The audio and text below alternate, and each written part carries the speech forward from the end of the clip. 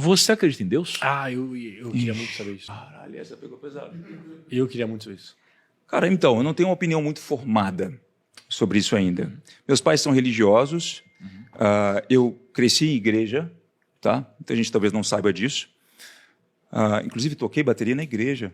Legal. E, sim, fui me distanciando ao longo do tempo, etc., questionando, assim como eu questionava diversas outras coisas.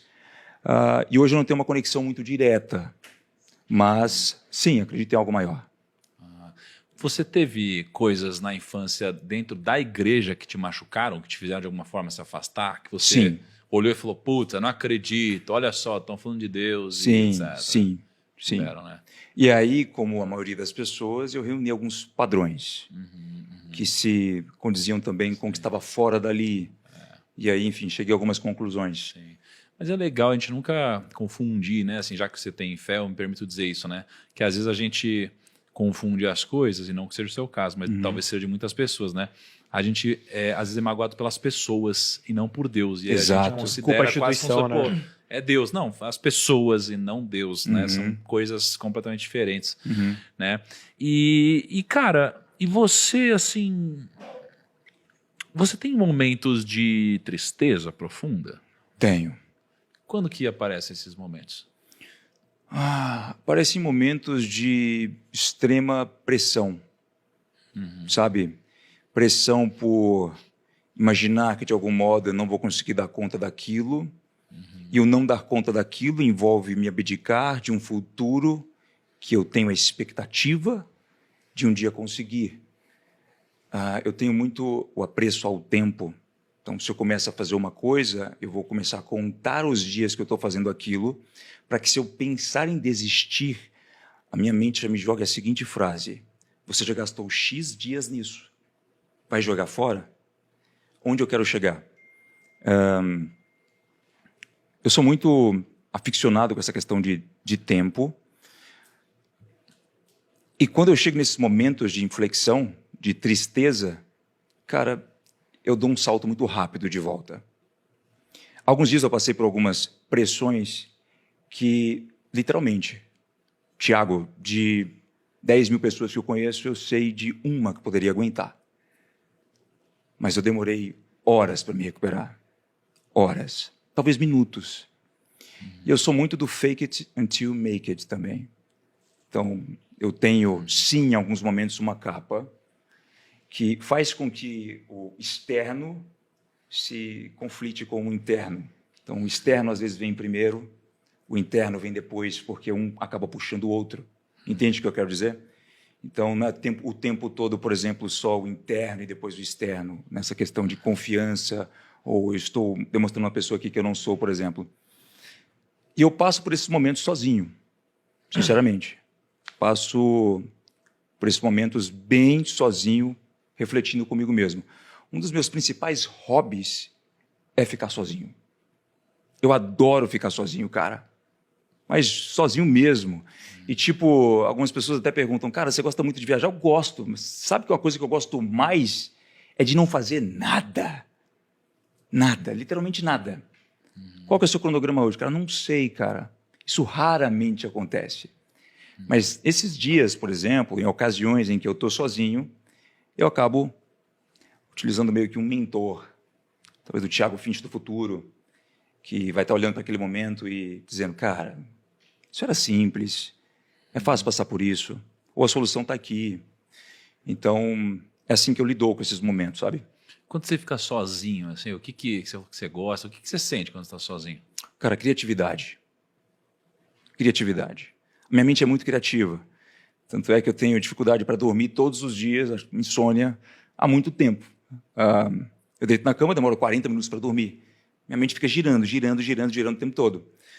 Quando eu fico sozinho, eu vou procurar fazer coisas que me chamam mais atenção de imediato. Cara, quero tocar um piano. Vou aprender a tocar essa música no piano. Cara, quero assistir um filme de 1992, não era nem nascido ainda. Vou assistir aquele filme. E o interessante é que, nesses momentos, a minha mente me traz de volta respostas para aquelas questões que, para mim, antes eram talvez muito complicadas, complexas. Sabe, eu acabo encaixando ali diversos pontos. A criatividade aflora com mais tranquilidade. Então, é assim que eu acabo lidando nesses Eu tenho Você tem amigos? poucos. Pouquíssimos amigos. Um amigo mesmo que tipo, você fala assim, cara, se você estiver sozinho e se você estiver triste, você fala assim, cara, essa Vou pessoa ligar aqui, pra esse cara. esse cara eu confio mesmo, tipo, o meu ciclo íntimo, assim, tipo... Cara, eu tenho, mas eu sou um cara que não se abre. Eu não me abro fácil, sabe? E é uma objeção minha, talvez, com algumas coisas, mas é muito difícil eu me abrir para uma pessoa. Cara, até para meus pais, eu não me abria quando eu era criança, etc. Talvez seja algo do perfil, não sei. Mas a resposta ainda é sim. Eu tenho amigos, pessoas com as quais eu posso contar, e dão para contar nos dedos, literalmente. Uma coisa que eu sempre fui muito esperto em fazer é de entender em poucos segundos as intenções de outras pessoas. Cara, eu acho que esse é um dos principais motivos pelos quais eu estou aqui. Sabe? Não é só pelo conhecimento no digital, não é só por, enfim, inúmeras coisas que as pessoas veem, mas pela habilidade de saber estar com as pessoas certas, identificar facilmente o que uma pessoa quer, por exemplo, ou não quer. E outras pessoas não conseguem fazer isso de forma tão fácil.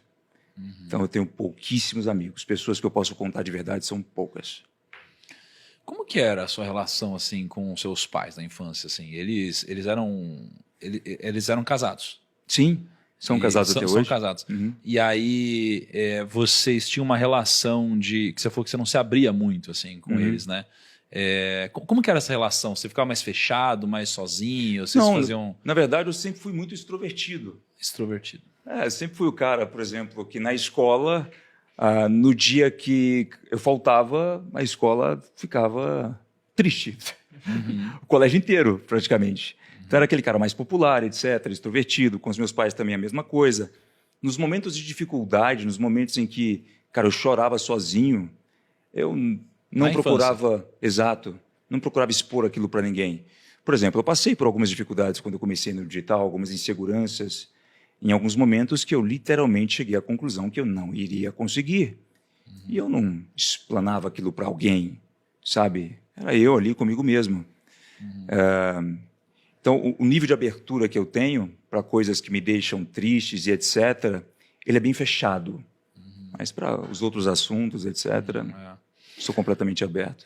Cara, que eu pego umas coisas que você tá falando, assim, que eu acho muito interessante. Assim, a pessoa que ela consegue mudar rápido o modo de quando você é uma pessoa que você tá sofrendo, você falou que poucas pessoas aguentariam, você consegue rapidamente mudar, geralmente é o perfil de pessoa que, cara, aprendeu muito a sofrer na infância e aí consegue virar essa chave rápido. Pra caramba na infância, e dá conta. Cara. Sim. E dá conta, né? Sim. E aí tem uma coisa que eu não acredito. Quando você fala que você gosta de ficar sozinho.